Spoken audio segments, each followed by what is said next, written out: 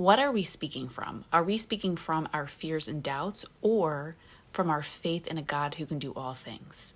Are we speaking from a limited lens, our own limited lens, or from a faith in a limitless God?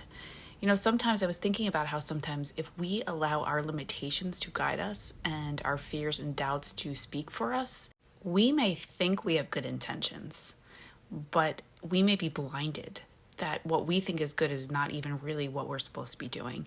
And we see this in Acts chapter 9, I'll put it in the caption, with Saul before he becomes Paul and God changes his life. But in this scripture from verses 1 through 6, we see that before the transformational moment that God changed Paul's life, we might be asking, how could Saul do this? How could he be out to kill the Lord's disciples? And while we know that Saul, what he was doing was wrong, he thought he was justified and he thought it was right. And so Saul, whose name God soon changes to Paul, was blinded to see it, and he was blinded from the truth until God opened his mind to it. And it made me reflect on this. Is there anything blocking us from truth in our lives? And even this, how often do we build a barrier in the way of someone else and maybe even their faith because of something we are holding on to that is not what we're supposed to be holding on to? I'll continue this in the caption.